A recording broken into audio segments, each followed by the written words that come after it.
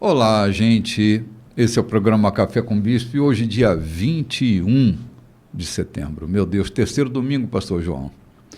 Terceiro domingo, uma festa está acontecendo já aqui na nossa embaixada para receber nossos irmãos num café da manhã espetacular. Esse café que mensalmente nós fazemos, e esse mês de setembro, que está intitulado aí como o Setembro Amarelo, e nós vamos refletir sobre esse tema, né, num estado de alerta com relação às aflições internas que nosso tempo tem passado, né? Tem sido desesperador para tantas pessoas amigas findando sua história antes da época, precocemente dando fim e dando cabo à sua existência. E nós vamos refletir um pouco sobre a vida, falando sobre Jesus e falando sobre a vida. Pastor João, seja bem-vindo, querido, ao café dessa manhã. Bom dia, querido bispo. Bom dia, Loide. Bom dia aos demais que nos ouvem. O nosso café está começando às 8h30, está de portas abertas, e nós fazemos esse café todos os terceiro domingo de cada mês, com a intenção de termos um momento mais descontraído, mesmo cultuando a Deus com esse café. É um culto que nós fazemos a Deus de forma menos litúrgica, mais descontraída, onde nós podemos conversar, rever os nossos irmãos e ter tempo para se falar de coisas da vida. Então nós convidamos você que nos ouve a participar com a gente. Não se tenha por rogado o fato de você não pertencer à comunidade Colheita, o fato de não pertencer a uma outra qualquer segmento religioso. Não tem problema, venha. Se você nos ouve e pode convidar alguém, pode vir, que a mesa é farta, tem bastante espaço e a gente tem a honra em recebê-los. Sim, bem-vindos. Querida Loide Nogueira, seja bem-vinda, querida. Obrigada, Bispo. Nesse 21 de setembro. Estamos caminhando, né? Quase chegando ao final do ano. Sim. Né? Um ano muito proveitoso, abundante, mas também de muitos desafios, né? E nós continuamos seguindo. Sim. Como Paulo aconselha para Timóteo, não deixe que nada atrapalhe a sua caminhada. Sim. Você sabe que essa semana alguém me perguntava sobre o Natal, né? Meu Deus, o Natal, como é que vai ser o Natal? Nós já estamos aí em cima de dezembro, né? O tempo passou muito rápido esse ano, né? Eu não percebi a velocidade que a vida passou diante dos nossos olhos, né? Para alguns demorou muito para passar, né? Dependendo do nível do sofrimento que se passa, né? Parece que o tempo vai ficando cada vez mais lento, né? E para outros passa tão rapidamente. É uma questão de como eu estou, né? Como eu estou vivendo. Parece que quanto mais leve e mais alegre eu estou, mais o tempo passa rápido. E mais eu me delicio nele, né? Sim.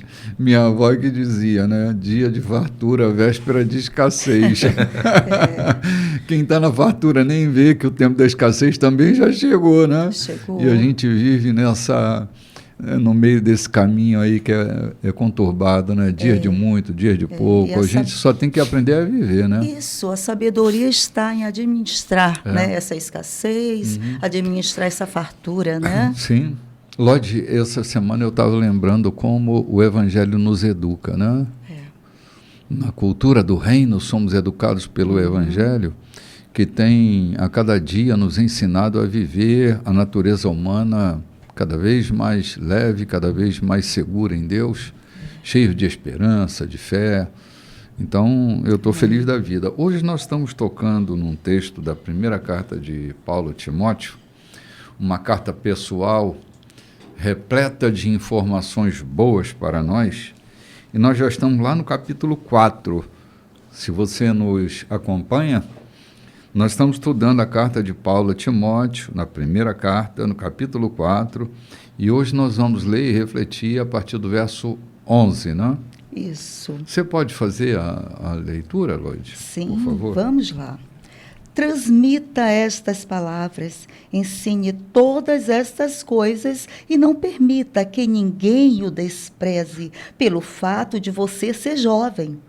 ensine os cristãos com a vida, pela palavra, pelo procedimento, pelo amor, pela fé, pela integridade. Continue lendo as Escrituras, aconselhando, ensinando quanto ao dom especial do ministério concedido quando os líderes da igreja impuseram as mãos sobre você. Mantenha-o puro e ativo. Muito bem, vamos dar uma paradinha aqui.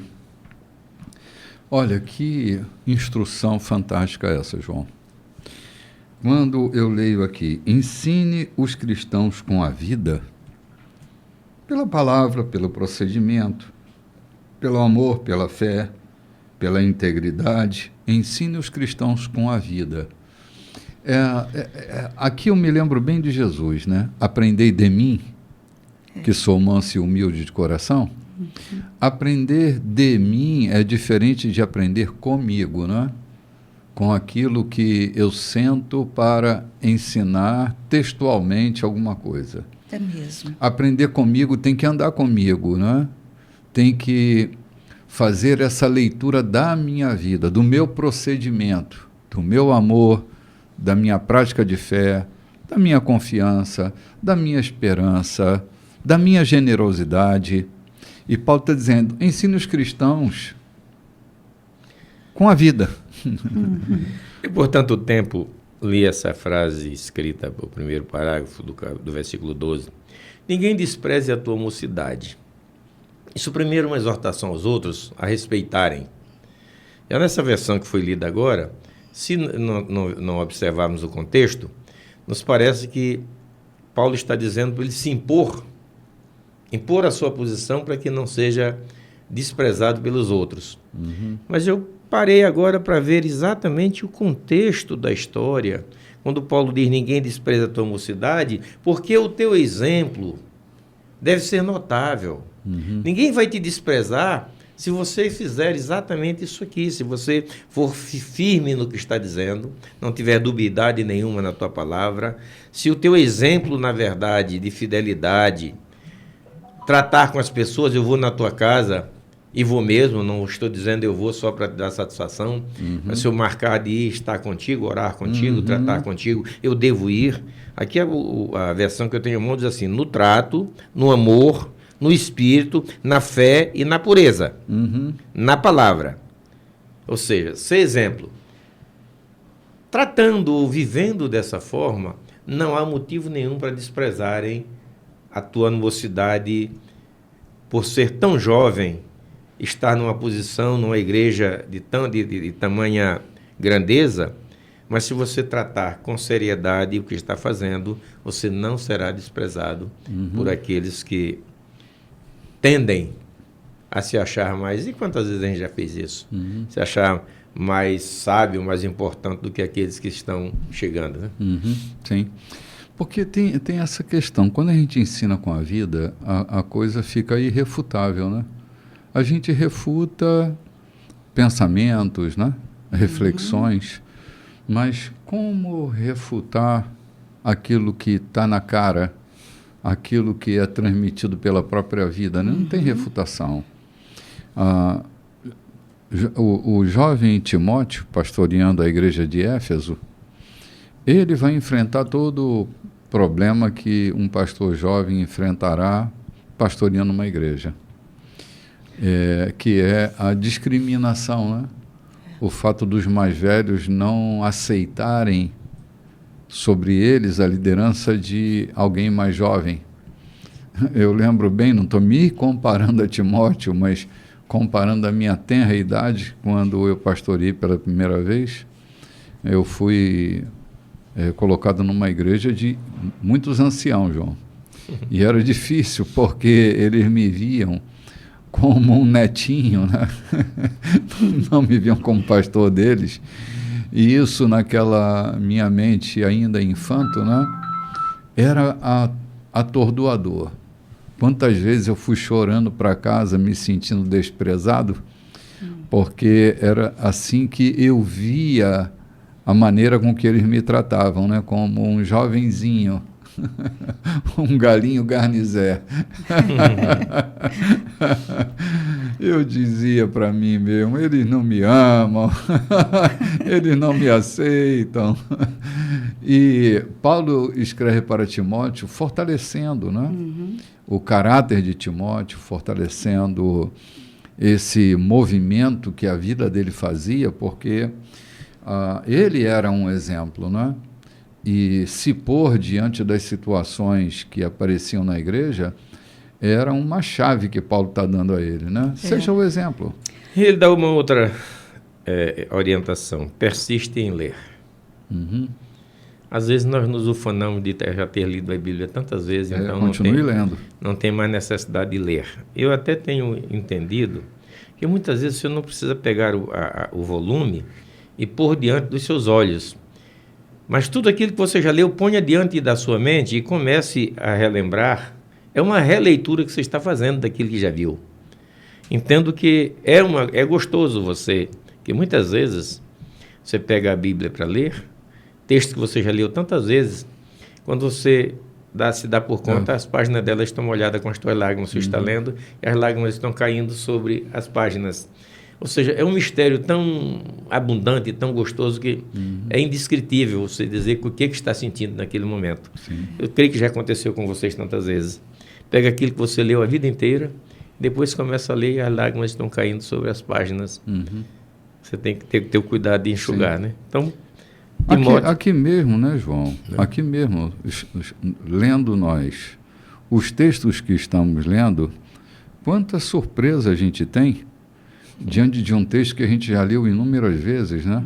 Mas tem um momento que dá um clique, né? Parece que as páginas se abrem e salta, né, para uma nova realidade, né? É impressionante como esse continuar lendo. Um vocábulozinho que está ali no entrelinha dá um sentido tão grande que a gente nunca percebeu, nunca descobriu. E ele fala mais em exortar, ensinar, que eu queria que você falasse exatamente sobre isso. Ou seja, dirigir uma igreja tem muito a ver, está muito mais além do que fazer bonitos sermões e cuidar bem do templo ou da estrutura, né, física. Sim, talvez tenha tudo menos a ver com isso, na verdade, né, João? Porque essa coisa do pastorear, ela vai muito além do sermão. O sermão é alguma coisa que alguém bem treinado é capaz de fazer. Agora, a obra do aconselhamento e a obra do ensino não vai requerer que eu esteja diante de uma multidão, habilidoso para isso, né? Ou ser um excelente administrador. Eu conheço pastores que eles são excelentes administradores, mas não são muito bons pregadores. Eu conheci um velho pastor, amigo meu, quando ele foi transferido daqui de São Luís para o interior, um colega dele, contemporâneo, me disse: é um grande avivalista, mas sobre a administração, uma criança brincando na areia. Ou seja, a tribuna era o seu palco, mas a administração da igreja era zero. E realmente foi. Não que a igreja se debandasse, mas precisou realmente de administração. E eu estou vendo aqui que exortar e ensinar, você vai encontrar em outras páginas da Bíblia que são dons. Sim. Ele deu uns para ensinadores, né? Sim. São dons. E no versículo abaixo, Paulo fala desse dom em Timóteo: não despreze o dom que há em ti. Ou seja, não relaxa. Se você tem um dom de ensinar, não cruze os braços e ache que você tem tudo na cabeça para ensinar. O dom de ensinar é incluso o dom de aprender. Ou a necessidade de aprender. Se eu não sou um bom aluno, não seria um bom professor mesmo. Se eu não sou um bom pesquisador, por mais que eu tenha o dom de ensinar, mas eu posso ensinar tão raso que eu só ensino aquilo que está dentro do meu alcance. Para que eu ensine, e lá na carta que Paulo escreve aos Romanos, no capítulo 12, a partir do versículo 6, ele diz que o que ensina, ele diz que Deus deu dons diferentes. E o que ensina, esmere-se em fazê-lo. Ou seja, quem ensina, ele está falando aqui, há um dom de ensinar. E Paulo, o que eu estou me pegando aqui é quando ele diz: não desprezes o dom que há em ti. Primeiro ele diz: ensina, exorta. E não despreze, ou seja, não relaxa. Não faz pouco caso. Procura ler, persiste na leitura, busca conhecimento. A gente está falando de Timóteo, Mas esta palavra é para todos aqueles que estão nos ouvindo, e especialmente os pastores. Nós estamos aqui querendo ser palmatória ou querendo dar uma de ensinadora aos pastores. Mas baseado na palavra que está diante de nós, a gente quer incentivar a todos aqueles que pregam, aqueles que ensinam, aqueles que militam, laboreiam no pastorado, que se dediquem com profundidade no conhecimento, na leitura, buscando aquilo que pode dar ao crescimento daqueles que estão sob a sua liderança. Sim. A tua versão fala sobre exortar, né? Uhum. Assim, essa semana eu estava conversando com uma pessoa falando sobre esse dom da exortação, né? Que deve fazer com diligência, né? Com aplicação. Porque exortar precisa ser melhor entendida, essa tarefa da exortação. Porque durante anos na minha vida eu achava que exortador é aquele cara que brigava, que ralhava, que punia, né? Disciplinava. A palavra exortar não tem a ver com essa coisa, né? Exortar é colocar para cima, né? É tirar de um nível e colocar no outro. E a gente precisa ser diligente quando a gente exorta alguém. Quando a gente exorta alguém, a gente precisa deixar neste alguém a certeza que ele não é descartável. Porque se ele se perceber descartável, ele não recepciona. Então, colocá-lo naquele nível em que ele deve estar, e circunstancialmente ele não está, mas colocá-lo lá e levá-lo a uma reflexão do lugar onde ele precisa se posicionar. Então não é redarguir, não é brigar, não é ralhar, não é uma reprimenda. Exortação é uma proposta de mudança de nível. Isso tanto tempo passou na nossa cabeça como se fosse o contrário. Exortar é mostrar o teu pecado, o teu erro. Acusar, né? Acusar e dizer você está disciplinado.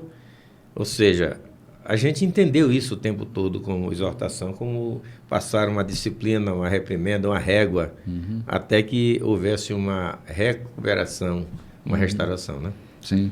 E é interessante, bispo, aqui já bem no início, no versículo 11 aqui, quando Paulo começa exortando a Timóteo, né? Ele começa dizendo, não permita, quer dizer, tudo está nessa condição de Timóteo, né? Não permita, né? Você vai trabalhar em tudo isso, mas começa com você, não permita. Sim. É interessante isso, né? Lloyd, outro dia a gente estava falando, acho que aqui no programa mesmo, sobre a expressão que se usa, né? Fulano me irritou. Não, ninguém te irritou. Alguém te provocou. Irritar-se é responsabilidade sua. Então, o que Paulo está dizendo para Timóteo, não permita, repetindo a frase de Eleanor Roosevelt, ninguém pode entrar dentro de mim e me causar qualquer dano sem o meu consentimento. É porque estamos consentindo, nos humilham, ok? E nós consentimos essa humilhação e saímos humilhados. Mas ninguém tem o poder de me humilhar senão o meu consentimento. É isso. E o meu consentimento pode estar tanto no me rebaixar ou no baixar a cabeça para isso, quanto no meu procedimento. Se o meu procedimento não vale a pena, é repreensível, alguém pode me humilhar, eu permitir porque eu procedi daquela natureza, entendo eu, né? Eu posso ser humilhado por alguém se eu proceder erroneamente com ele, perfidamente com ele, se eu procedi, ou com a sociedade, ou com quem quer que seja. Por exemplo, no serviço público. No serviço público a gente leva punições. Se você procedeu em desacordo com o que rege o estatuto que rege o teu trabalho. Então você pode ser punido. E punição é uma humilhação. Mas você permitiu, porque você fez, você deixou a brecha. Deu um motivo, né? Deu um motivo. Então eu entendo que ele disse, não permita, ou seja, não dê brecha para que alguém despreze pelo fato de você ser novo. Porque se você proceder com equilíbrio, ninguém vai ver a tua idade, vai olhar aquilo que você está fazendo de nobre. Sim, sim. E já no versículo 14, ele lembra as mãos que foram colocadas sobre ele, né? Aí ele diz, mantenha ativo e puro, né, o seu ministério. Lembre-se que pessoas oraram por você. Tem momentos que ele diz, em outra referência, que ele diz, ele mesmo orou, né, sobre a vida de Timóteo, ele mesmo, para Timóteo não esquecer isso. Tem coisas, Loide, na vida da gente que a gente tem que lembrar de vez em quando. Porque a gente esquece, né? O tempo passa, as coisas acontecem, a gente se esquece. Eu sou muito jovem, não devo estar aqui. Aí ele lembrou, não. A tua idade, não olha bem para a tua idade, lembre-se daquele dia, daquelas profecias. Você está sob uma palavra, Timóteo. Persiga essa palavra para que a sua vida chegue àquele destino. É tremendo isso. No próprio ministério, muitas vezes, a gente imagina, a gente vai caminhando, tem uma palavra, uma profecia sobre a tua vida, de que você, na verdade, tornar-se-ia um ministro da palavra, um ministro da igreja. Mas a caminhada, o cansaço vai te trazendo descuidos que você precisa relembrar cotidianamente de que você foi chamado para aquilo. Que você não foi chamado para estar, foi chamado para ser. Eu não fui chamado para estar pastor. Eu fui chamado para ser pastor. E para ser pastor, no meu chamado, eu preciso cotidianamente estar atento àquilo que eu tenho que fazer na missão que me foi dada. Lembrar, antigamente, a gente ainda brincava com pneu de bicicleta, pneu de carro, né? Batendo com a mão, rodando. E surge a experiência do tapinha na roda, né? Porque quando a roda estava girando mais lentamente, ela ia cair, dava-se um tapinha nela. Né? Incentivo. Um incentivo. Então, eu penso que lembrar-se é dar um tapinha na roda. Né? Dê um tapinha na roda. Não deixar a roda... Eu, às vezes, tenho que me lembrar, e eu faço esse exercício mesmo, me lembrar por que é que eu estou aqui. Vivendo esse momento lindo, eu fico pensando, por que é que eu estou aqui? Porque eu posso me esquecer, João, me entreter tanto com as coisas, né? Eu me lembro que um dia eu estava orando, nós estávamos na tenda ainda ali ao lado da Playcar, cai uma tempestade, mas daquela tempestade que desce tudo. E eu estava de madrugada em casa e eu orava e eu disse, Jesus, tu não me trouxestes aqui para ser envergonhado por um acidente. Havia uma montanha de areia que a gente havia posto para fazer um trabalho. Sim, E ela corria pela pista, foi um desespero. As crianças, até a Clarice também, foram para o meio da rua de madrugada para tentar tirar a terra. Desviar a água para que não jogasse a terra no meio da pista e não provocasse um acidente. Sim. Naquele dia eu orei dizendo para Deus, eu sei porque estou aqui. Trouxe a memória, né? Porque assim, lidar com a memória, e Paulo está lidando com a memória de Timóteo, me faz lembrar de Lamentações 3:21, né? Quero trazer à memória aquilo que me dá esperança. Há coisas que a gente precisa lembrar, João, para a gente não se perder. Se a gente se lembra por que é que a gente está ali, o que é que a gente está fazendo, né? A gente se reorienta a partir do motivo que levou a gente a estar fazendo o que está fazendo. Às vezes, a economia da coisa não fornece tanto recurso, se inflaciona, a gente se desespera e questiona, será que eu estou no lugar certo? Fazendo a coisa certa? Será que eu estou no tempo certo? Então é preciso lembrar de onde a gente veio, em que condições a gente veio e por que é que a gente está aqui, né? Ou às vezes ela se avoluma, ela cresce, a igreja se torna uma igreja rica, uma igreja poderosa, entre aspas, e a gente termina esquecendo também da simplicidade que a gente foi chamado, né? Tem esses dois viés. Um de você se questionar o que é que eu estou fazendo aqui, por que eu estou aqui passando essa dificuldade, como Elias fez lá na fuga dele.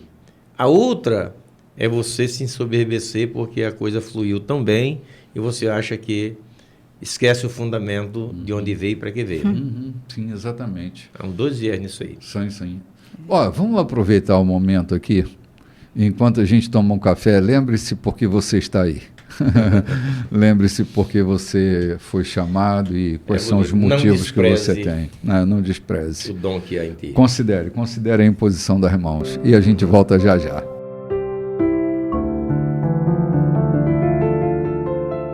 Olá, gente, de volta para o segundo bloco da nossa programação, hoje dia 21 de setembro. O café rolando, né? Café rolando, coisa linda, tudo acontecendo e nós estamos aqui desejosos de terminar o programa e correr para lá, né? Gente, Paulo está dando instruções a esse jovem pastor que pastoreia a complexa cidade de Éfeso, e ele vai estar dando parâmetros para Timóteo, a fim de que ele, mesmo na tenra idade dele, o seu proceder, o seu caráter supere toda crítica, supere toda cobrança que estava sobre ele na tentativa de intimidá-lo de alguma forma, né? E nós paramos aqui no verso 14, indo para o verso 15. Olha que instrução legal que Paulo dá para Timóteo. Cultive estas coisas, mergulhe nelas. Todos perceberão quanto você amadureceu. Fique firme em seu caráter e em seu ensino. Não se desvie, apenas fique firme. Você e seus ouvintes vão experimentar a salvação. Muito bem. Cara, quando eu vejo Paulo dizendo mergulhe nelas, há coisas que a nossa firmeza é quem vai determinar o fim das coisas, João. Eu tenho visto uma era conturbada nossa, quando as pessoas vão atrás do que dá certo, mais do que atrás do que é certo. Nem sempre o que dá certo é certo. Às vezes, o que é certo dá muito trabalho. E se a gente não mergulhar nas coisas que a gente acredita, e Paulo está dando uma pequena lista daquilo que Timóteo deve mergulhar, mergulhar significa não abrir mão, está ali, inserido, imerso na dimensão daquilo que ele, como pastor daquela igreja, precisava estar fazendo. Nessa imersão, todos saberão o quanto ele amadureceu. Sabe, é essa nossa perseverança, é essa nossa persistência sobre as coisas que precisam ser feitas. João, é muito perigoso o mercado, o varejo eclesiástico, ele é muito perigoso no sentido de que eu vejo as pessoas mais atrás daquilo que dá certo do que pode dar certo, né? do que pode dar certo, do que de verdade o que é certo. O que é certo está em segundo plano na cabeça de um monte de gente da nossa época. O que eles fazem é a busca de um espírito novidadeiro a fim de que as coisas deem certo. Nem sempre o que é certo vai dar certo, e a gente precisa entender isso, senão a gente fica meio que à busca de aventuras para tamponar aquele momento de dificuldade. Então, mergulhe, imerja nas coisas que você tem que fazer e logo todo mundo vai saber que você amadureceu. Permita-me ler na versão que eu tenho à mão, quando diz, medita nestas coisas, ocupa-te nelas. Ocupa-te. Porque o teu aproveitamento, para que o teu aproveitamento seja manifesto a todos. Eu vou dar uma guinada aqui fora do contexto que a gente está, mas eu acho que é necessário. Quando você diz, Timóteo cuidando da cidade de Éfeso. Você fez uma expressão não da igreja, mas da cidade. É que há muita gente tão ocupado no seu gueto, muitos pastores tão ocupados no seu gueto religioso, que não tem cuidado com ninguém que está fora da sua comunidade religiosa. E eu já tive a oportunidade de ouvir sendo convidado ou convidando alguém a exercer uma obra de misericórdia, levantar uma casa de alguém, e alguém diz, ele nem é crente. E por que ele não pode fazer? Não, porque a Bíblia diz que faz o bem a todos, especialmente aos domésticos da fé. Ou seja, pastores que chegam em determinadas cidades e se ocupam exclusivamente daqueles que já estão na igreja. Essa semana eu disse à minha esposa, ela reforçando o convite para alguém que estava ausente da igreja, ou que não estava vindo à igreja, eu disse, você ocupa-se com aqueles que estão vindo ou não, e não se preocupa com aqueles que nunca vieram. Você tem tantas amigas que não estão dentro do contexto da igreja, e você fica se ocupando a fazer convite para aqueles que já sabem o caminho. Então, o Paulo diz assim, para que o teu aproveitamento seja manifesto a todos. Quem é esse todos? Todos inclui a cidade. E nessa versão que vocês leram, diz assim, e venha a conversão, né? Venha ao conhecimento.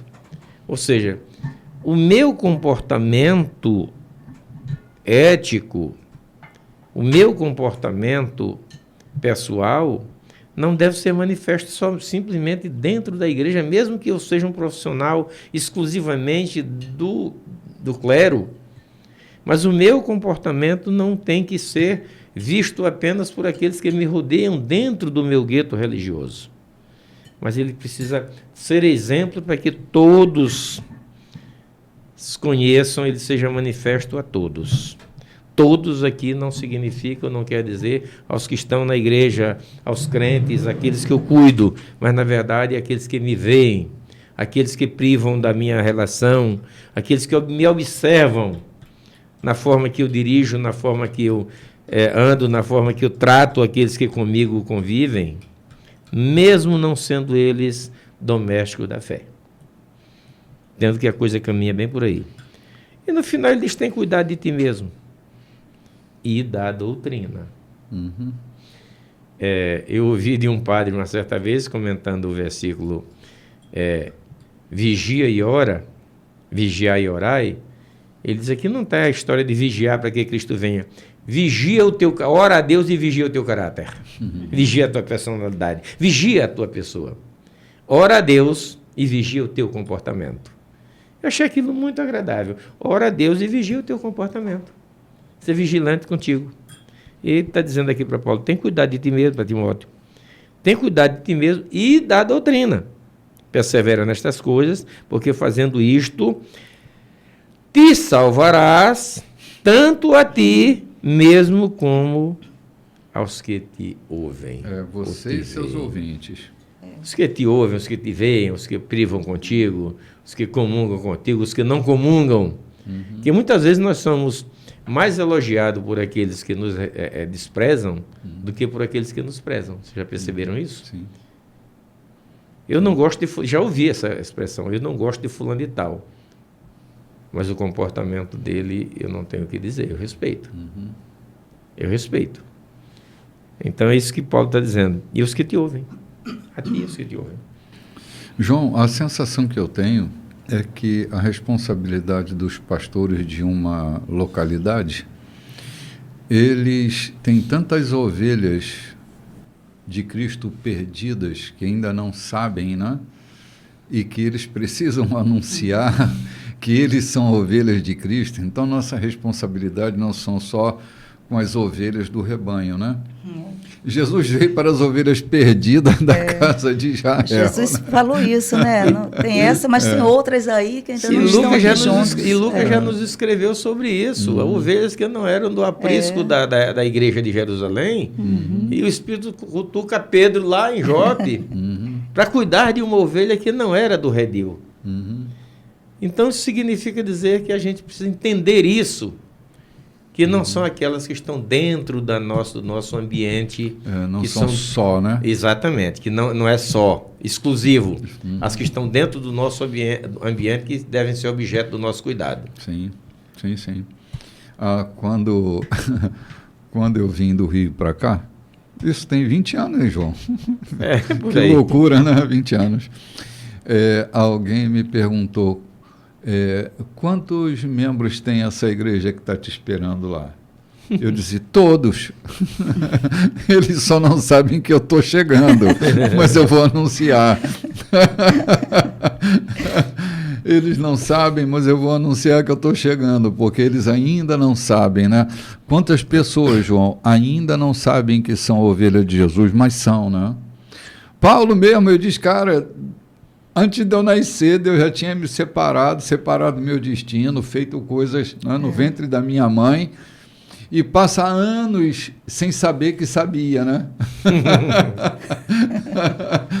Foi necessário que o Senhor anunciasse para ele que ele era um perseguidor do próprio Cristo, né, para que ele caísse da sua montaria. Há pessoas que estão na nossa cidade que precisam cair da sua montaria para que seus olhos cegos possam se abrir, não é? E a nossa missão é a missão de Ananias, né? É a missão de dar curso, é a missão de Barnabé, que é a missão de ensignar, a missão de andar junto, né? A missão de acreditar. Há muitas ovelhas perdidas que estão na nossa cidade. Portanto, pastorear a cidade deve ser parte da nossa responsabilidade. Não só pastorear o redil, mas pastorear a nossa cidade. Os rumos da nossa cidade devem nos interessar. O que anda acontecendo na nossa cidade também reflete na igreja em que pastoreamos. Então, é impossível a gente estar com os olhos fechados e braços cruzados para a realidade da cidade, né? A polis é o nosso redil. Vamos lá? Que tremendo. É tremendo, sim, cara. Aqui o capítulo 5, capítulo 5 agora. O Paulo vai falar sobre essa família da fé. Bom, para quem está chegando, né, Lloyd? Nós estamos aqui na primeira carta de Timóteo. Agora vamos para o capítulo 5. Capítulo 5. Não seja grosseiro nem impaciente com o ancião. Trate-o como se fosse seu pai. Opa. E os jovens como se fossem seus irmãos.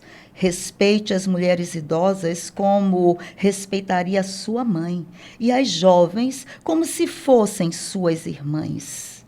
Cuide das viúvas que não têm recursos. Se uma viúva tem parentes que podem cuidar dela, eles devem aprender que a religião começa em casa e que devem retribuir com gratidão pelo que têm recebido. Isso agrada muito a Deus. Espera aqui um instantinho, Lloyd. Já tem um material grande aqui, embora a gente esteja no meio do caminho, né? Esse jovem pastor tem que começar respeitando aqueles que são o quê? Mais velhos. Sim. É uma grande lição de respeito. A experiência cristã é uma experiência de respeito pelo próximo. É uma experiência de reconhecimento. Quando Paulo, e ele começa falando dos anciãos, né, tratando os anciãos com respeito, é que há no ímpeto da juventude, assim, eu já fui jovem, hoje sou velho, nunca vi um justo desamparado, nem seu filho mendigar o pão, né? E hoje eu fico pensando, o ímpeto da juventude às vezes tem a tendência de atropelar a reflexão dos mais experientes, a experiência daqueles que são anciãos. E a gente precisa respeitar os anciãos, porque isso é de bom tom para a nossa fé e a nossa experiência em Cristo. Quando eu olho para essa coisa dos cuidados, né? Essa coisa da viúva, verdadeiramente viúva, sempre me chamou muita atenção, João. E essa versão, ela diz que a religião começa em casa. Isso, para mim, é uma chave de compreensão de que cada um de nós temos responsabilidades com a nossa casa. Que nós já temos os nossos em que temos a responsabilidade de cuidar. As viúvas, verdadeiramente viúvas, Paulo fala para Timóteo, são aquelas que não têm familiar que não possa ajudar, porque a responsabilidade imediata é da família. É uma viúva que não tem família, responsabilidade da igreja. Uma viúva que tem família, responsabilidade da família, porque a religião começa em casa. Eu achei isso muito precioso para a gente considerar, porque a igreja não é um INSS, não é? Não é um banco de previdência. Embora ela exerça o papel de suporte para os que nada têm, e estão prontas para atender os que passam por apuros e dificuldade. A igreja precisa estar ali para isso. Só que há aqueles que fabricam necessidade, embora não tenham, João, fabricam necessidades. Eu já fui procurado, né? Eu ainda pastoreava no Rio, procurado por uma moça que tinha uma necessidade. Ela queria trocar o televisor dela. Por um maior. Não, no lançamento dessa TV, antigamente era aquela TV de tubo, né? Aquela grandona, né? E ela queria trocar por uma nova. Ela tinha uma necessidade de trocar o televisor dela. Eu ainda tinha uma TV de tubo e ela queria que a igreja ajudasse ela pela uma moderna. Necessidade, trocar por uma moderna. Isso não é necessidade, são fabricações de necessidade. O capitalismo é um grande fabricador de necessidades, né? Então, nós vivemos nesse mundo capitalista que fabrica necessidades que a gente não tem. Recentemente nós tivemos um problema desse aqui, lembra? Não lembro. Aquela que queria que a gente pagasse aluguel, pagamos o seu aluguel, depois apareceram mais aluguéis, sim, apareceram mais coisas e mais coisas e mais coisas. Verdade, a fabricação de uma necessidade, verdade. Não sei se por uma exploração ou por uma necessidade mental, sei lá. Mas eu queria aproveitar a minha fala aqui, pegar no primeiro versículo, quando, aliás, aproveitar a deixa do bispo Renato, aos idosos, só recitando aquilo que Salomão disse, com os idosos está a experiência, né? Com os novos a força. Exatamente isso. Então, Timóteo, tu tem a força, aproveita a experiência dos idosos, porque aí te vai bem. É insensatez que a coisa não funcione assim, né? É pura insensatez. Eu acho que eu já fui muito insensato, na minha arrogância, na minha prepotência, achar que aprendi alguma coisa que os meus pais não aprenderam, ou os contemporâneos dele não aprenderam, então eu me exibia como se eu fosse o dono. E quantas vezes eu saí decepcionado por ouvir a fala de um experiente. E já aconteceu com meus filhos. Quantas vezes meus filhos disseram, é por aqui, pai. Eu soltei a corda e eles quebraram a cara. Depois vieram dizer, pai, a sua experiência vale muito mais do que a nossa faculdade. Sim. Tenho um filho formado em administração. Montou seu negócio e eu tentei ensiná-lo como, depois quebrou o negócio e veio para mim e disse, a sua experiência de vida falou muito mais alto do que a minha experiência universitária, faculdade. E é isso que Paulo está tendo a sensatez de dizer para Timóteo. Aproveita a experiência dos maduros, com o dom que há em ti, o conhecimento da palavra que tu tens lido, tu tens se dedicado para isso. Tu não vive para fazer outra coisa, Timóteo. É para cuidar do evangelho, é para ser um evangelista. Então lê, persiste, estuda. E aqui não é só ler as escrituras, lê aquilo que for possível e necessário. Porque a cultura daquela época exigia que você tivesse conhecimento de tudo. Ainda mais pastoreando uma igreja complexa como essa. Pois é. Só lembrando da cultura da biblioteca de Éfeso, né, João? Que até hoje eles têm orgulho dessa biblioteca de Éfeso, né? É lamentável. Eu lembro uma história que um amigo me contou, que conheceu um pastor simples, meio rude, que foi convidado para o aniversário de um fazendeiro lá da sua região.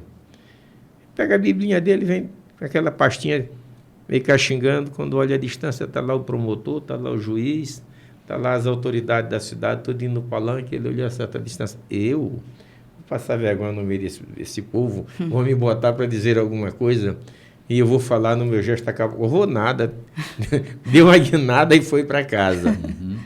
Não sei se foi sensatez ou não, mas se ele tivesse preparado, eu entendo que todo ministro precisa, na verdade, se ele não teve a oportunidade de fazer antes de entrar no ministério, mas o que Paulo está dizendo aqui a Timóteo é ler. Persiste, aprende, vai em frente, porque vão questionar de ti. E ao questionar é preciso que você tenha conhecimento. Vão, né, João? Claro que vão. Olha, acho que foi domingo passado, eu estava falando sobre a crítica aos pastores, né? Não que a gente viva sobre a tempestade de críticas aqui na igreja, mas crítica é estilo de vida de um líder. Se você não tiver habilidade para lidar com as críticas, né? Se não tiver resposta, né, João? Precisa-se ter resposta. Uma igreja como a nossa, como outra qualquer, uma igreja simples, né? Não temos uma igreja complicada aqui, uma igreja simples. Cara, a gente recebe tanta gente de tanto lugar, com tanto conhecimento, com tanta relevância. A gente não pode imaginar quem são as pessoas que entram por aquelas portas e se sentam ali para nos ouvir. Não temos a mínima ideia do conhecimento. Então, assim, um pregador que não se esmera no conhecimento, ele pode comprometer a grandeza da mensagem que ele carrega. Isso não tem a ver com os erros de português, porque eu vejo erro de português o tempo inteiro, eu os cometo, né? Eu vejo repórteres de renome aí cometendo erro de português. Não é ausência de conhecimento. É claro que a gente tem que melhorar o português da gente, né? Dar um toque de sofisticação na fala, né? Agora, conhecimento, todo pregador precisa ter. Se ele é responsável pela igreja, principalmente, se ele é um pastor, porque ele vai prestar assessoria. A gente senta, João, para conversar com um advogado que tem questões jurídicas que estão ali entranhadas nele, e às vezes você precisa ter algum conhecimento para, no mínimo, entender aquilo que ele está trazendo. Ele está falando, né, João? No mínimo, entender. Então, a gente tem gente de tudo quanto é natureza dentro da igreja. Eu não quero achar que todo pastor deve ser um teólogo, deve ser um psicólogo, deve ser um advogado, mas, se possível, beleza. Não para sair pregando teologia, psicologia ou direito no salão da igreja, mas para exatamente... Mas saber escutar, né, João? Gente, a psicologia para mim hoje devia ser um requisito sine qua non para todo pastor. Porque a gente recebe tanta gente conflitada, em dificuldade. Se você não tiver o mínimo de conhecimento, você vai dizer que é demônio, e aí vai orar por ele, ele vai embora aliviado, e ali adiante os conflitos começam de novo, porque ele só teve uma sensação de alívio. Então é preciso conhecer problemas de esquizofrenia, problemas de comportamento, problemas de hereditariedade e tantas outras coisas. Para mim, todo pastor deve conhecer um pouco de psicologia se ele quer atender as suas ovelhas. E aí Paulo diz para Timóteo de novo, lê. E não é só ler a Bíblia, não é só ler a Escritura, lê. Busca conhecimento. Te prepara, porque a igreja que tu estás é um centro de cultura. Tem a maior biblioteca do mundo. Verdade, verdade. João, há pessoas que têm dificuldade de leitura, né? Não conseguem se concentrar, mas a tecnologia já criou até os audiobooks, né? Você pode... Até a Bíblia você pode ter em áudio, né? Áudio, são os canais de absorção, né? De aprendizados. Cara, você tem os audiobooks aí de livros a rodo, né? Você tem a Bíblia inteira lida por Cid Moreira. Verdade. Você pode colocar ali e sentar para escutar. Se os teus olhos te atrapalham na concentração da tua leitura, você põe teu celular...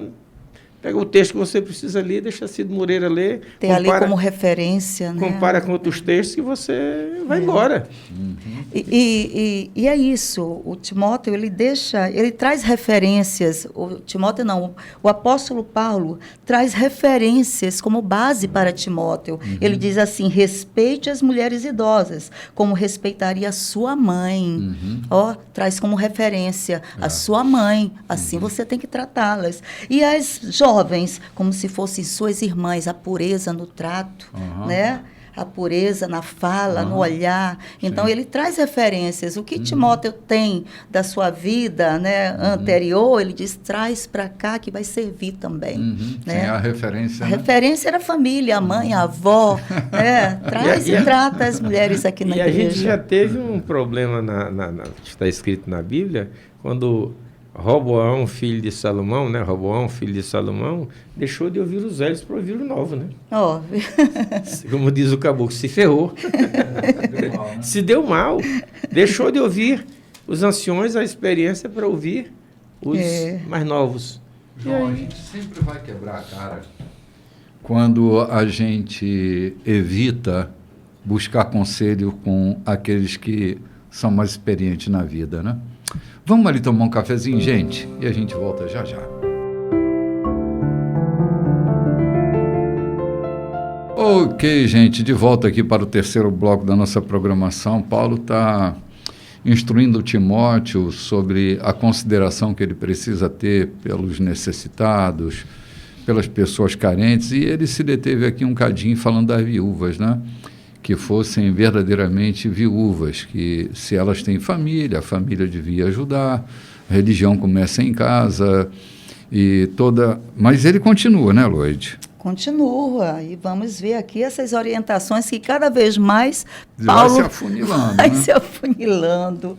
Você pode considerar a viúva legítima aquela que deposita toda a esperança em Deus e ora constantemente pelas necessidades dos outros e pelas necessidades dela. Mas uma viúva que explora as emoções e o bolso dos outros, não há o que fazer com ela. Ensine estas coisas ao povo, para que todos saibam como agir em família. Qualquer um que não cuide dos membros necessitados da família está rejeitando a fé. É pior que se recusar a crer. Ai, meu Deus, dá uma paradinha aqui. Isso é duro, né? É duro. Isso é duro. Começar pelos de casa. Sim. Lloyd, eu penso que na experiência de vida congregacional, Paulo não está escrevendo uma coisa assim despropositada, não. Isso é muito comum que aconteça. Pessoas que empurram para a assistência da igreja aquilo que é responsabilidade sua, pessoal, familiar. Desconsidera essa questão e lança sobre os ombros da igreja, às vezes, cuidado que não são exatamente cuidados da igreja, são cuidados da família, sobrecarregando, às vezes, a igreja de tarefas que pertencem ao núcleo familiar. Quando ele fala dessa viúva, verdadeiramente viúva, né? E não é aquela viúva que insinua coisas, né? Que explora a emoção das pessoas, que vão atrás, né? Ele reprova esse tipo de atitude com a viúva, né? Ele fala que a viúva verdadeira, a verdadeira viúva que merece ajuda é aquela que está dependendo de Deus, aquela que está ali intercedendo pelos outros, intercedendo por si mesma, mas olha intercedendo as suas pelos necessidades outros. E né? também observa que está faltando a outro, que o outro também precisa e ela está orando também por isso. Não tem recurso financeiro, mas tem o sentimento de que a empatia. Deus ouve as suas orações e que outros podem ser abençoados para abençoá-las também. Né? E é o que muito acontece. É o que muito acontece. Quando a gente não é um pastor de trincheira, a gente não consegue enxergar essas coisas. A gente, às vezes, fica muito preso ao gabinete, né, João? Muito preso ao escritório, muito preso à própria atividade congregacional, aos eventos da igreja. Né? Outro dia, João estava dizendo que alguém fazia o relatório das congregações para uma determinada sede, e a pergunta feita era quanto entrou, quanto saiu. Ou seja, está mais atento ao movimento financeiro do que ao movimento das pessoas, né? Sim. Das necessidades das pessoas.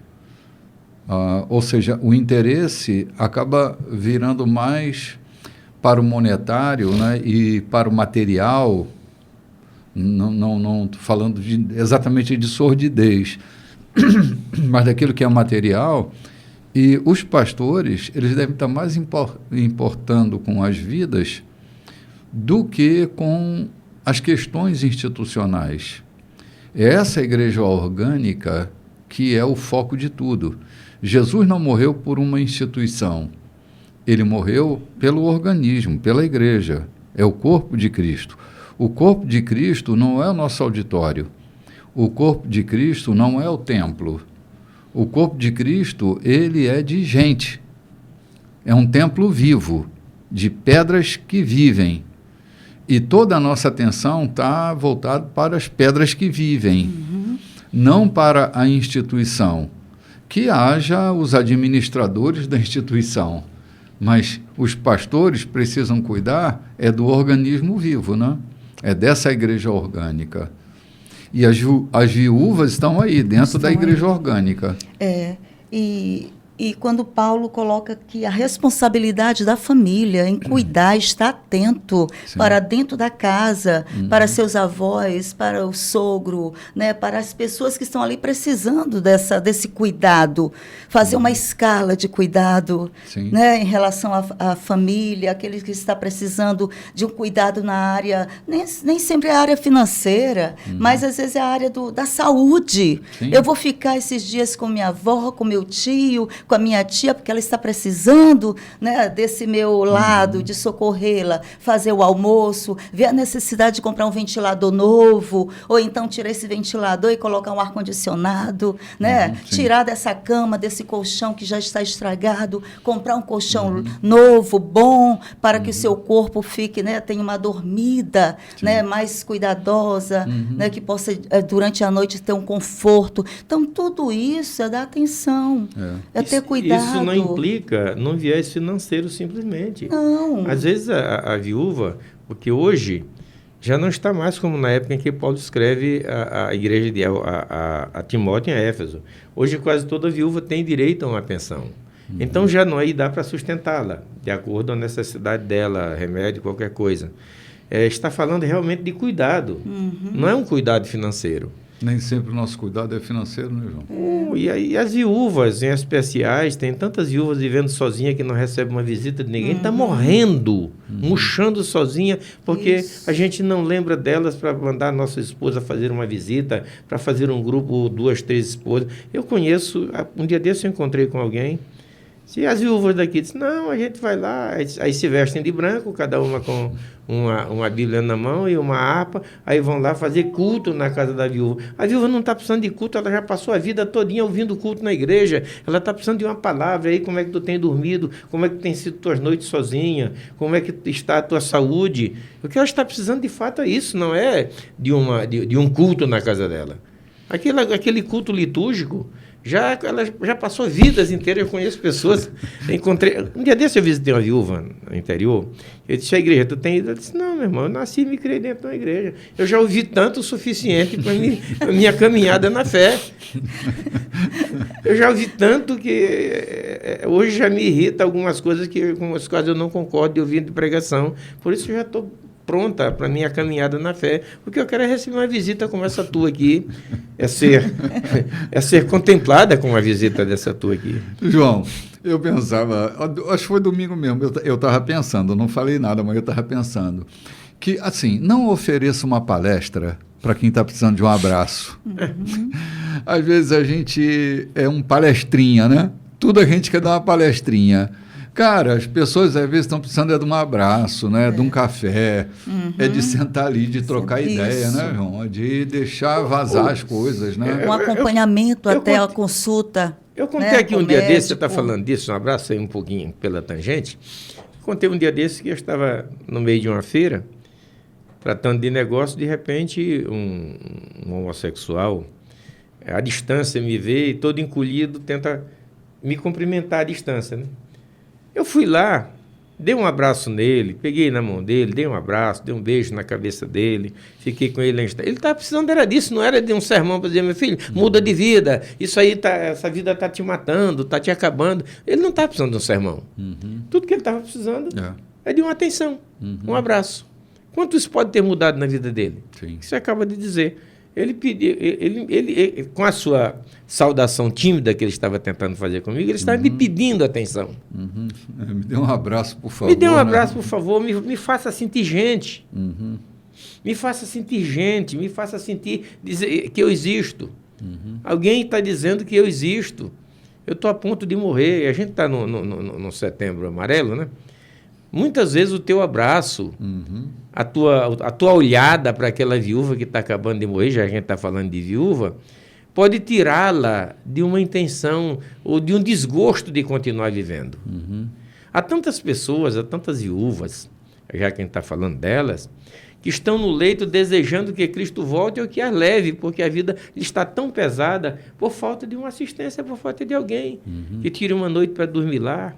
E falar numa noite para dormir, eu fico lembrando, eu vi com muita euforia, muita gente dizer, eu sou um fiel dizimista. Você é fiel dizimista? Como é que você me prova que é fiel dizimista? De tudo quanto eu ganho, eu levo os 10% para a casa do Senhor. É verdade. O teu salário não é ganho, moço. O teu salário é compensação do teu tempo. Tu ganhou foi o tempo. Você não ganhou nada trabalhando. Você ganhou a compensação do tempo que tu prestou serviço. Aí vamos lá. Você trabalhou 8 horas por dia. Quanto tempo sobrou desse dia? Sobrou 16 horas, né? O que você fez essas 16 horas? Essa viúva que está lá precisando de uma tua atenção. Tu deu o dízimo desse tempo para ela? Tu foi lá tirar um pouco desse dízimo do teu tempo para dar para essa viúva? Como é que você é fiel dizimista? Você acha que Deus é português, que gosta só de dinheiro, que gosta quer o teu dinheiro? Ele quer a tua atenção. Então, se você é fiel dizimista, dizime o seu tempo. Vá lá na casa dessa viúva. Veja como está a casa dela. Às vezes a casa está uma bagunça porque ela está cheia de reumatismo, está cheia de osteoporose e já não tem cuidado de limpar a própria casa. Então tire um dia, vai na casa dela, ajude a limpar a casa dela. Dê dignidade a essa mulher. Isso é assistir as viúvas. Entendo eu que isso é assistir as viúvas. Não é levar dinheiro, não é levar cesta básica. Leve o seu tempo, leve a sua graça, leve a sua vassoura, leve o seu pano de chão, passe um pano de chão, leve o seu detergente, entendeu? De acordo com o poder aquisitivo dessa mulher. Leve a escada para subir, ajeitar as goteiras. Exatamente, a gente trocar lâmpadas, uma lâmpada de reserva, 2 lâmpadas de reserva. Às vezes ela está dormindo no escuro porque isso não tem quem troque a lâmpada. Compartimentos que estão no escuro. Isso estão mesmo, no escuro, ela já não vai lá, já está desarrumado. Porque isso é assistir as viúvas. E é tão simples fazer isso. Então, o que eu estou te falando é teu dízimo, é o dízimo do teu tempo. Tu ganhou foi tempo. E você se autoproclama fiel dizimista porque leva 10% do teu dinheiro, que você gastou 8 horas trabalhando. E as 16? Você fez o que com ele? Viúvas que estão morrendo, deitadas porque a coxa já está insuportável, porque não tem nem quem troque uma coxa nova, e trocar uma coxa de cama hoje já não é mais para idoso, e ela mora sozinha. Identifique as viúvas da sua comunidade. As viúvas da sua região, não é só da sua igreja, da sua comunidade. Faça uma visita a elas, isso é prestar serviço. Sim. João, deixa eu contar uma história aqui que eu acho não tem a ver com viúva, mas tem a ver com essa história da assistência. Eu pastoreava uma igreja e um dia eu cheguei para um expediente da tarde. Quando eu entrei, eu vi uma pessoa, uma mulher e uma criança dentro das dependências da igreja. Eu disse, senhora, desculpe, mas o que a senhora está fazendo aqui? Ela disse, não, um rapaz da igreja me trouxe para cá. Eu disse para ele que eu não tinha para onde ir com meu filho e ele me trouxe para cá. Eu disse, ele não lhe levou para a casa dele? Não, ele me trouxe para cá, me trouxe aqui para a igreja. Aí eu procurei o rapaz, achei o rapaz e falei, por que você trouxe essa moça para cá? Ele disse, não, é porque a igreja tem que acolher o necessitado, né? E quem é a igreja? Eu falei, sim, por que você não levou para sua casa? Ah, eu acho que minha mãe não ia deixar. Eu falei, e como você traz para cá? Você já pensou na implicação das responsabilidades que a gente vai ter com essa senhora e essa criança aqui dentro? Quem é que vai responder juridicamente por isso? Se acontece um acidente aqui dentro, quem é que responde por isso? Se essa mulher faz uma reclamação trabalhista dizendo que trabalhou aqui na igreja, quem é que vai pagar essa conta? Eu falei, você sabe por que ela veio parar aqui? Ah, porque ela disse que ninguém não tem cuidado de ninguém. Eu falei, tá bem, vamos ver. Aí me sentei com a senhora e comecei a fazer perguntas a ela. Ela disse que ninguém suportava morar com ela, que ela tinha família, ela tinha irmãos, até de condições financeiras, mas que não suportavam morar com ela. Aí eu disse, então vamos tratar disso, vamos reconciliar. Ela disse, de jeito nenhum, vou pedir perdão, de jeito nenhum, de jeito nenhum, de jeito nenhum. Ou seja, o orgulho estava fazendo ela estar naquela condição. Não era um problema de dinheiro, era um problema de orgulho. Finalmente eu botei ela dentro do meu carro, fui até a casa da irmã dela, deixei ela na casa da irmã dela e disse, agora é hora de você pedir perdão à sua irmã, se reconciliar com ela. Esse não é um problema da igreja, esse é um problema seu e de sua irmã, do seu orgulho, da sua vaidade, da sua arrogância. Finalmente, ela ficou na casa da irmã e se entenderam por lá, ou não se entenderam, não sei, porque ela nunca mais voltou. Olha a mentalidade desse rapaz. Ele devia ter levado para a casa dele, ou não devia ter levado para a casa dele, não devia. Ele devia ter feito o que eu fiz, confrontar a condição. Ela já tinha dado banho na criança, já tinha trocado a criança, já tinha feito uma caminha para a criança dentro do auditório da igreja. Olha aí. E como fica esse negócio? Roupa estendida, ela fez um varalzinho. Quando eu cheguei, eu vi um varalzinho com coisas penduradas, né? Era ela acampada dentro da igreja, porque um rapaz achou que a igreja era o lugar de se levar pessoas. É uma consciência que precisamos entendeu? ter, que a igreja não é o templo, a igreja somos nós. Se a igreja que tem que cuidar, então eu sou parte dela. Então claro. Eu que vou ter que cuidar. Responsabilidade minha. Eu mudando essa história também, eu visitei um tempo desse alguém que estava no leito de quase morte. A pessoa foi, é meu amigo, mas foi muito ativo junto com a gente, de repente ele separa-se da esposa. E ela ficou vivendo a vida dela, depois arranjou um outro marido, e ele arranjou um outro casamento, e esse outro casamento foi mais desastroso. A esposa dele fugiu, deixou ele com 2 filhos dentro de casa para cuidar, e afinal de contas ele pegou uma ziprela e estava acamado dentro de casa. Eu fui fazer uma visita para ele. Imagina quem eu achei lá na casa dele. A ex-mulher dele com o marido limpando toda a casa dele. Arrumando e limpando. A ex-esposa dele limpando e arrumando a casa. E com o marido dela, arrumando a casa dele. Fiquei, puxa, pessoas que a gente reputava uma crença tão mequetrefe, como se diz lá para a Baixada, está mostrando a verdadeira crença, o verdadeiro valor de ser, de amar o próximo. Foi deixada, foi abandonada por esse homem que a trocou por essa mulher que foi embora, e ela arranja um esposo e vem com o esposo limpar a casa dele. Isso é cristianismo, isso é cuidado. Mas essas que vêm para dentro da igreja, Paulo já disse que dessa não tem muito o que fazer, não. João, nós que pastoreamos no chão da igreja, né, a trincheira, nós temos experiências vastas, né, de questões como essa. Você atende gente aqui, vira e mexe, tem alguém com uma necessidade factual, e outros com necessidades criadas, inventadas, que não são necessidades, mas fabricadas por um ideal qualquer. E a gente precisa ter cuidado para orientar essa comunidade.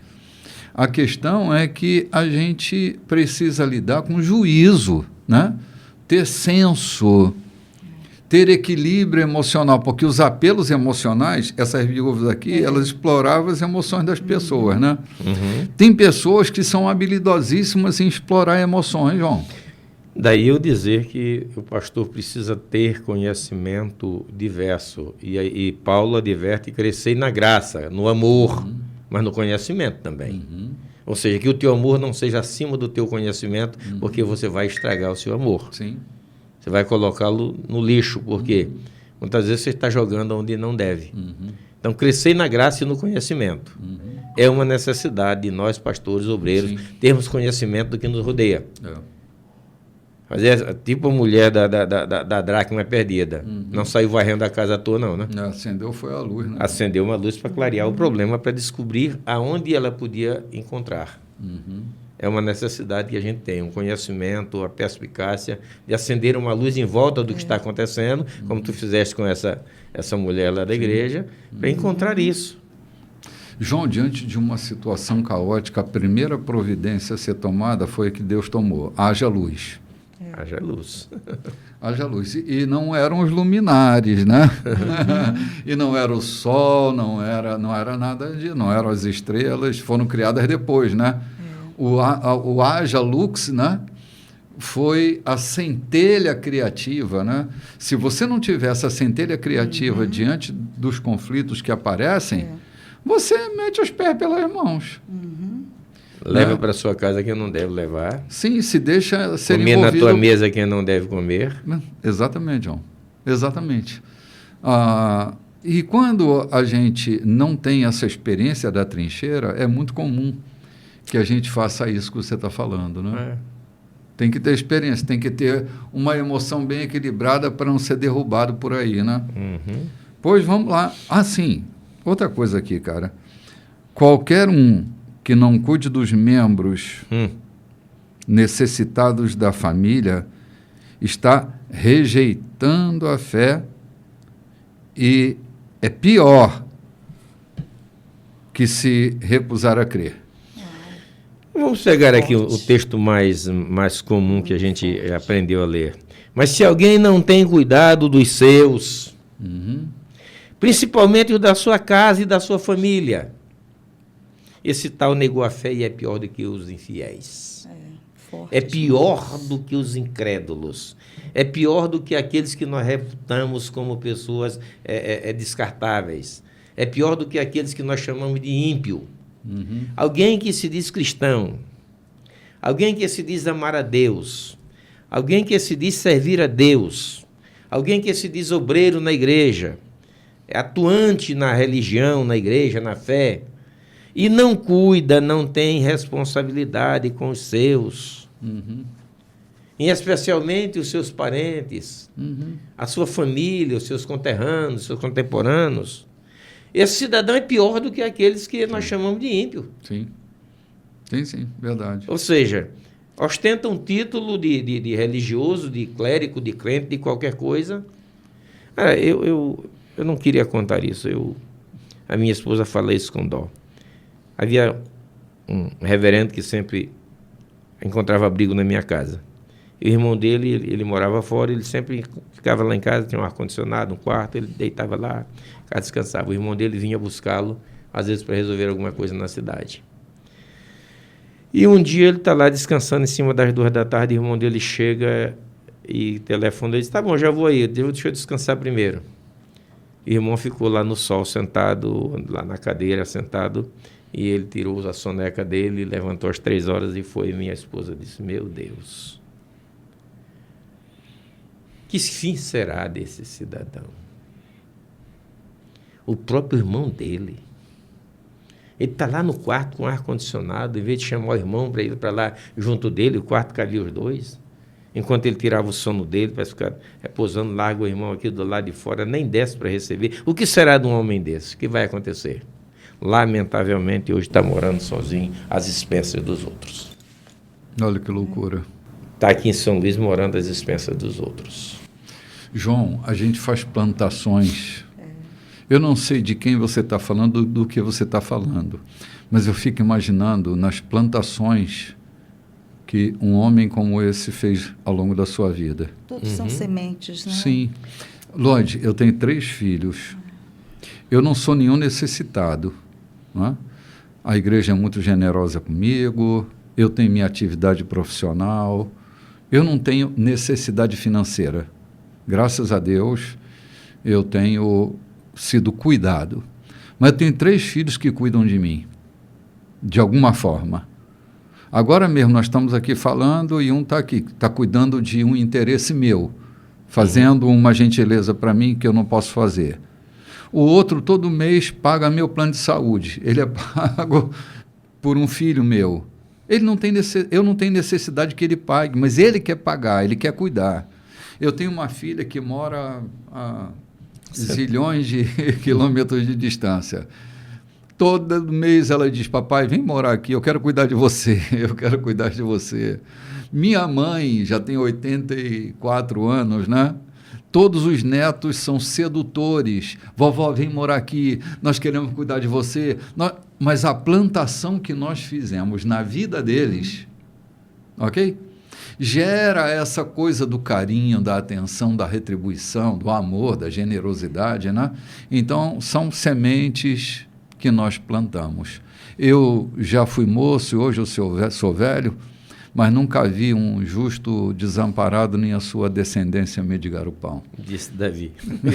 Vamos ali tomar um café e voltamos já já.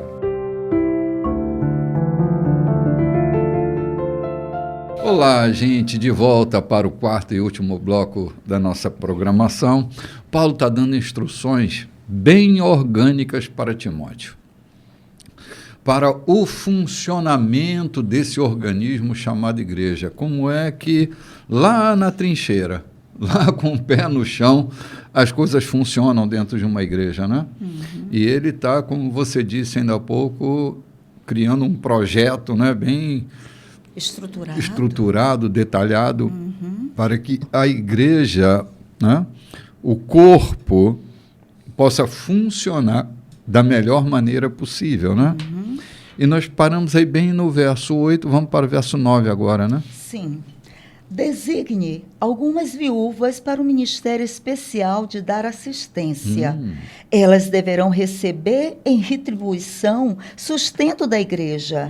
Elas devem ter mais de 60 anos de idade e um único casamento. Devem ter reputação de saber criar os filhos, ajudar as pessoas de fora e os cristãos desanimados, aflitos e problemáticos. Só um instantinho. João, que cuidado é esse que Paulo está tendo na designação de redestinação de uma atividade para as viúvas, né? Dentro da igreja.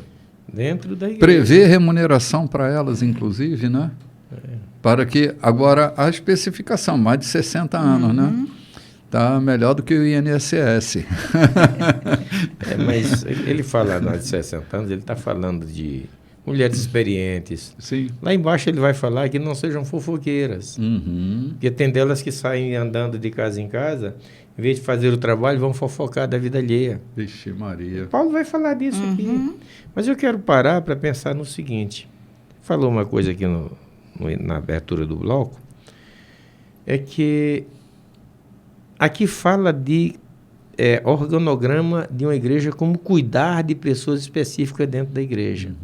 Por que nos dias de hoje é muito raro se pensar nesse organograma, nessa vida, nessas pessoas que vivem com a gente? A gente pensa em fazer culto, a gente pensa em pintar a igreja, a gente pensa em arrumar a organização da gente, e as pessoas parece que não importam as suas vidas, o seu estar ao lado da gente, parece que não tem importância nenhuma. Parece até que a gente veio, a nossa intenção é só encaminhar para o céu, como o caboclo estava tentando encaminhar os caranguejos com um pauzinho para botar dentro de casa. Eu sempre conto essa história. Parece assim. Eu fui a vida inteira pensando nisso. Hoje eu tenho repensado nisso, que a minha missão enquanto clérigo, enquanto pastor, e mesmo que não fosse, Deus me deu a graça de não ser isso. Eu tenho pensado na moradia das pessoas, no bem-estar das pessoas. Eu lembro, eu tinha alguém que um dia chegou para mim e disse: Eu ainda não passei a corda no pescoço porque a minha vida não pertence mais a mim, eu entreguei ela a Deus. Eu não tenho um cavalo, eu não tenho uma canoa, eu não tenho uma tarrafa, eu não tenho uma roça, eu não tenho uma aposentadoria, eu não tenho um ganho de lado nenhum. Meus filhos desviaram por aí fumando maconha. A única filha que eu tenho perdeu a estribeira, saiu de casa, nunca mais apareceu. Eu estou vivendo essa vida, ainda não passei a corda no pescoço porque a vida não é mais minha. Aquilo mexeu tanto comigo, eu peguei o carro, vim embora. A certa altura aí no meio dos campos, eu perguntei para Deus, Deus, o que é que tu vai fazer com fulano? E Deus me disse nitidamente como eu estou me ouvindo aqui. Eu não, tu. Deus, eu já te preenchi, eu já te promovi para que tu cuide daqueles que estão necessitados e esses são necessitados. Tudo bem. Cheguei em casa e disse à minha esposa, a partir de agora, eu vou disponibilizar um salário mínimo para fulano e tal. Ela disse, que bom. E eu comecei a fazer isso com ele. Até o dia em que ele se aposentou, eu cheguei lá e ele disse, hoje eu já não preciso mais do teu dinheiro, eu me aposentei. Eu estou falando de que essa necessidade de cuidar dos outros, eu não estou falando isso aqui para me empolgar, de me gloriar. Não é um preciosismo. É que a nossa preocupação enquanto ser humano, enquanto crente, é cuidar, ajudar a cuidar da necessidade daqueles que precisam. E por que a nossa igreja, que nós chamamos a nossa igreja, a nossa comunidade de fé, pensa apenas em tangir crentes para o céu, enquanto as suas necessidades aqui na terra estão patentes diante da gente? E Paulo está dando aqui um manual como cuidar dessas criaturas, organizar, até encontrar trabalho para elas na igreja. Um trabalho de oração, um trabalho de aconselhamento, um trabalho de visitação a outras viúvas. Uhum. E nós não temos um organograma dentro da igreja, nós só pensamos numa liturgia cultica e em tangir crente para a igreja com 2 pauzinhos, como o camarada tangindo o caranguejo, eu repito, para chegar lá no céu e querer chegar lá em cima e dizer, está aqui, Senhor, o que tu me deste a fazer. Será que foi isso que ele me deu a fazer? E o resto que está aqui? Ou seja, eu posso pegar parte da Bíblia e cumprir e descumprir o restante? Ensinamentos que tem, não, Senhor, eu fui fiel. Fiel em quê? Está aqui as pessoas precisando de ti, precisando da tua organização, e tu pensas em fazer um organograma na igreja, um ministro do louvor, um chefe do departamento infantil, um diretor do departamento infantil, diretor do departamento de jovem, presidente da mocidade, ou seja, faz um organograma dentro para fazer o funcionamento litúrgico da igreja e esquece-se de que há uma necessidade de se fazer um organograma, se fazer um programa para assistência a essas necessidades. E Paulo está chamando a gente aqui na grande dizendo, tem viúvas que precisam ser assistidas, tem pessoas que precisam ser cuidadas. Ou seja, tu não está aí só para mandar ensinar o caminho do céu. Também precisa cuidar para que caminhem para o céu, precisam caminhar com dignidade na terra. Sim, talvez, João, a ênfase de sermos uma comunidade da fé não nos torne necessário uma comunidade de amor, né? E a gente precisa repensar que uma comunidade de fé também precisa ser uma comunidade de amor, né? Porque fé sem amor não tem valor nenhum. Sim. Muito bem. E ele vai continuando dando instruções aí, né, Loide? Agora ele vai falar para essas viúvas jovens, né? Não inclua viúvas jovens nessa lista. Tão logo sejam incluídas na lista, vão querer sair dela, mais dispostas a arrumar outro marido que a servir a Cristo dessa maneira. E ao quebrar sua palavra, correm o risco de ir de mal a pior, desperdiçando seu tempo em conversas fúteis e fofocas. Não! Prefiro que as viúvas jovens sigam a vida, se casem, tenham filhos, administrem o lar e não deem motivos aos seus críticos para acharem nelas alguma falta. Algumas delas já se desviaram, seguindo Satanás. Qualquer mulher cristã que tenha viúvas na família é responsável por elas. Elas não devem ser empurradas para a igreja. A igreja já tem trabalho suficiente com as viúvas que precisam de ajuda. Muito bem, caramba. Acho que ele botou os pingos nos is, né? Sim. Já é a segunda vez que ele traz Sim. à tona a mesma coisa. Que os parentes cuidem das viúvas que precisam ser cuidadas. Ele percebe que é a segunda vez que ele traz no mesmo capítulo? Sim. Exatamente isso. Exatamente isso. A igreja já tem trabalho suficiente com as viúvas que precisam de ajuda. Não devem ser empurradas para a igreja. Era isso que a gente estava falando, né? Que às vezes empurra para a igreja um serviço que é da própria família, né? Acho que isso está muito claro. A nossa responsabilidade, ou a responsabilidade da igreja, é com as viúvas, verdadeiramente viúvas, né?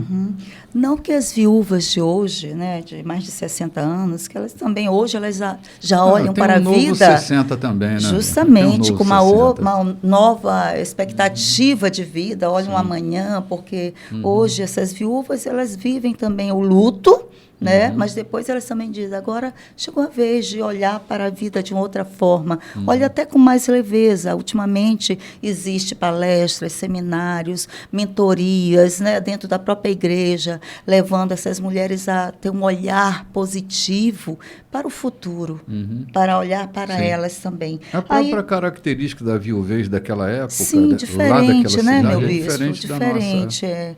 Aí o Paulo fala sobre as viúvas mais novas. Prefiro que elas sigam a vida delas, casem de novo, vão viver, né, novamente, né? Recomeçar a vida. Recomeçar a Ele vida. supõe que as de 60 anos para frente, de boa reputação, já não tenham mais tanto interesse em casar-se, então estão prontas para dedicar-se à obra na igreja, a continuar a fazer obra na igreja. E nós não sabemos qual era o modelo, a cultura Sim, daquela época e naquela cidade, como é que essas mulheres podiam prestar serviço. E quem sabe tinha muito serviço a ser prestado, né? Hoje se distribui folhetos, se visita, faz oração em casa e tal, mas lá era uma outra cultura. A gente não sabe prever qual a finalidade dele está realmente detalhando minuciosamente isso aqui. Mas a certeza o que a gente aproveitou aqui, o que se deve aproveitar é realmente isso, que as famílias cuidem das suas necessitadas, porque é um dever, e quem se omite a fazer isso é considerado infiel, né? Sim. E vamos lá, continuando aí no verso 17, né? Dê um prêmio aos líderes que fazem um bom trabalho, especialmente aos que se esforçam na pregação e no ensino. As Escrituras dizem, não amordace o boi que trabalha, e o trabalhador merece seu salário. Não dê ouvidos a nenhuma reclamação contra um líder que não seja apoiada por 2 ou 3 testemunhas idôneas. Se alguém cair em pecado, chame-o à responsabilidade. E os que estiverem inclinados a fazer o mesmo irão aprender a lição. Deus, Jesus e os anjos me apoiam nessa instrução. Que maravilha! Cumpra-as sem parcialidade e sem partidarismo. Não se precipite em indicar alguém para cargos de liderança na igreja. Se alguém estiver envolvido num pecado grave, você não vai querer se tornar cúmplice involuntário, não é? De qualquer maneira, cuide muito bem de você mesmo. Não se importe muito com o que os críticos vão dizer. Siga em frente e beba um pouco de vinho, por exemplo. É bom para a digestão e um bom remédio para o mal que aflige você. Eita, aqui tem gente que está complicada aqui agora.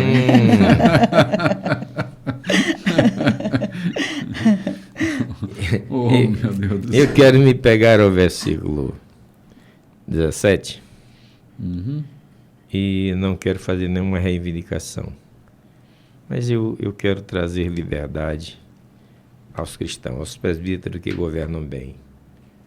O texto da versão que vocês têm a mão diz assim, deem prêmios.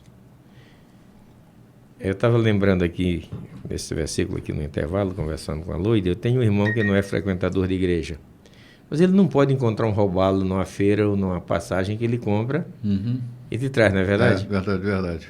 Não é um cristão, não é uma pessoa de igreja, mas ele não pode, ou seja, a estima que ele tem e lembrar que você gosta do robalo, ele compra e traz. Sim.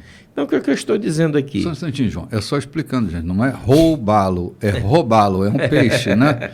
É o camurim. É o camurim, Esse irmão de Silveira, onde ele vê um robalo ali de 2 quilos e tal, né? Não mais de 3 quilos, ele traz porque ele sabe que eu gosto do camurim. Ele está fazendo isso não é só porque você gosta, ele está fazendo porque ele gosta de ti, porque considera... É a honra, né?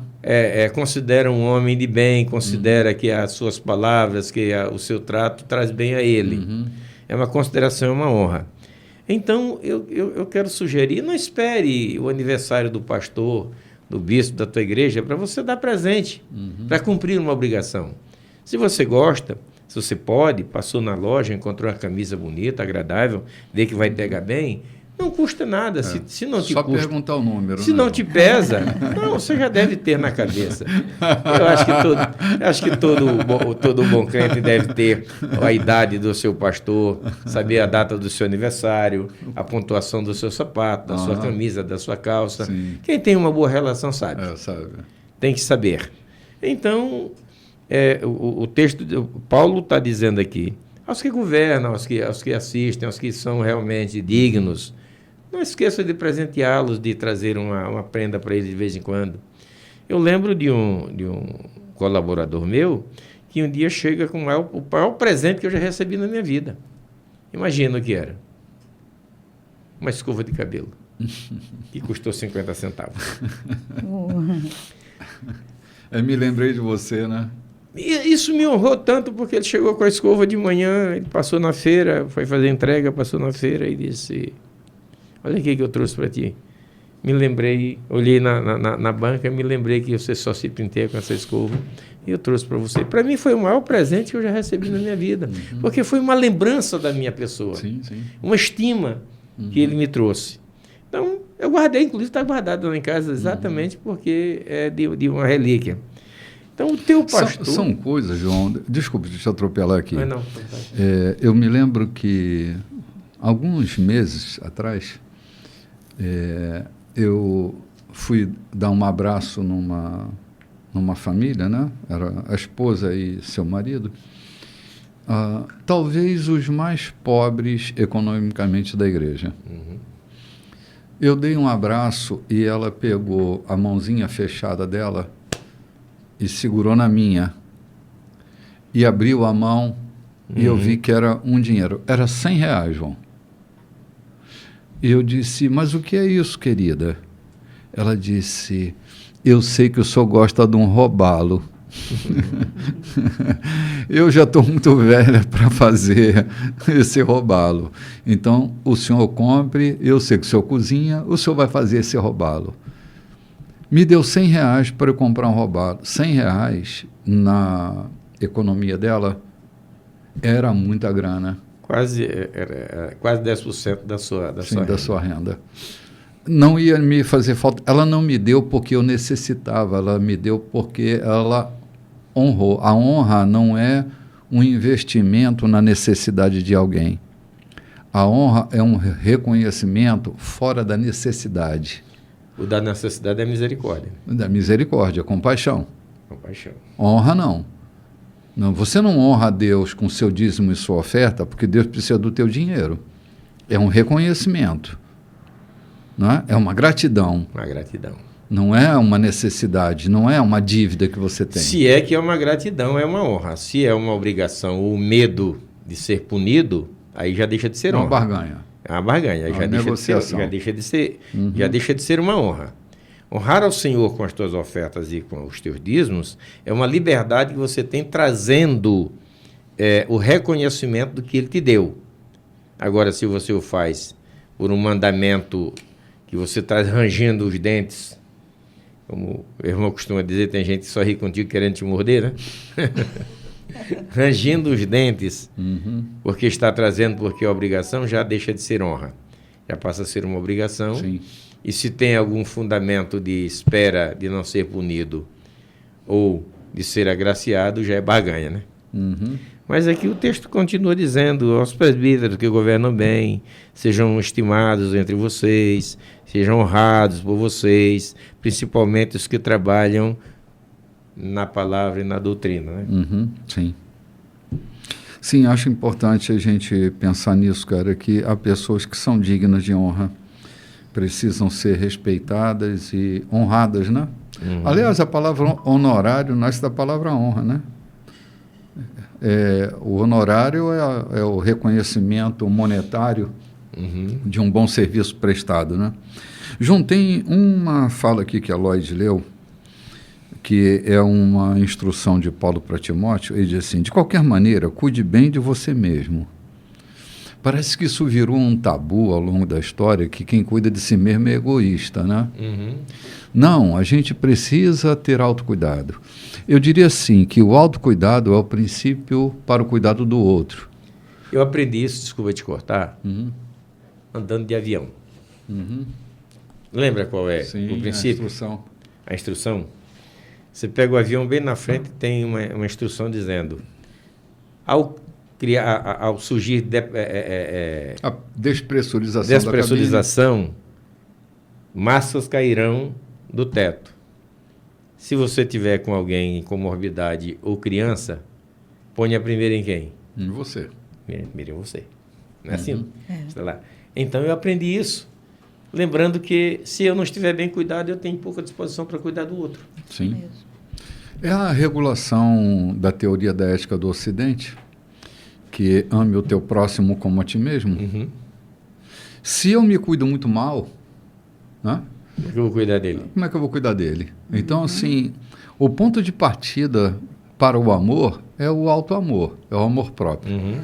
Uma pessoa que não se ama com suficiência acaba amando mal, asfixia as pessoas com as quais ela se relaciona, né? Então, o pontapé de tudo, né? É o amor próprio. Amar o próximo como a mim mesmo. Cuide bem de você mesmo. E não se importe muito com o que os críticos vão dizer. Porque eles dizem, né? Porque eles dizem mesmo. Sempre, né? Que eles dizem, sim, Lloyd. Sim, sempre tem dizem. as opiniões, né? Cara, é uma lasqueira. Se o pastor se arruma bem, se ele se trata bem, é vaidoso. Se ele não se arruma, se ele vive lascado...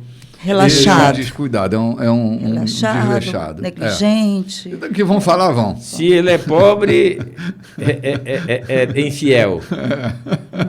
Se ele melhora de vida, é oportunista. Oportunista. Que vão falar, vão. Então, cuide bem de você, cara. Se você cuidar bem de você, você estará cumprindo a missão de cuidar bem do outro, né? Se eu estou bem comigo, cara, é tão fácil lidar comigo. E assim, é porque, só citando um trecho de Rubem Alves, ele diz que nós vemos com os paraísos e os infernos que nos habitam. Se eu não cuido bem de mim, os infernos que me percorrem será as lentes que eu leio as coisas que estão do lado de fora. Então, é preciso cuidar bem de você, cuidar bem da sua saúde, cuidar bem da sua mente, cuidar bem do seu corpo, cuidar bem da sua alimentação, cuidar bem da sua vida. Porque os críticos vão criticar. Então, que eles critiquem por um bom motivo, né? Paulo dá até uma receita aqui, né? Tome um pouco de vinho, né? Quer dizer que pode, para então, essa né? digestão. É bom, aí ele diz, é bom para a digestão. Opa, e um maravilha. bom remédio para o mal que aflige você, né? Sim. Esse é um assunto que dá pano para as mangas e o tempo já não nos oportuniza. Mas ele dá uma dosimetria, que é a palavra da moda, né? Um pouco de vinho. Você vai encontrar lá outro texto, o próprio Paulo dizendo no começo desta carta, nós lemos assim, que não seja dado ou muito dado, né, ao vinho. Sim, sim. Aos diáconos, aos presbíteros. Lá para Tito ele fala da mesma forma, que não sejam dados, ou seja, que não vivam se embriagando, que não sejam taberneiros, entendeu? Que não sejam dependentes. É isso que ele está falando. Sim, sim. Ah, meu Deus do céu. Alguns querem beber suco de uva, né? Nós ministramos suco de uva aqui na ceia, não por uma questão de tanto escrúpulo, é porque... Temos respeito aos alcoólatras, inclusive, né, João? Além do respeito aos alcoólatras, também a lei do bafômetro, né? Do bafômetro, a gente... Se alguém toma um cálicezinho de vinho da ceia... Já é suficiente. Já é suficiente para ser pego no bafômetro. Então, para evitar que isso aconteça, a gente também evitar provocação àqueles que são dependentes do vinho, a gente... celebra com um bom suco de uva. Eu digo um bom suco de uva, né? É bom, um bom. Não podemos... Não é um qualquer. Não pode ser que suco, não, né? Não. Não pode ser que suco. Gente, chegamos ao fim do programa de hoje, que pena. A gente agora que ia falar do Merlot, do Cabernet. Um Cabernet Sauvignon. Chegamos ao fim do programa de hoje. Uma alegria poder estar com você. Olha, ainda estamos tomando o nosso café aqui e dá tempo de você chegar, viu? Nós vamos até às 11 da manhã e você é nosso convidado para estar conosco aqui. Bom, bom domingo para você.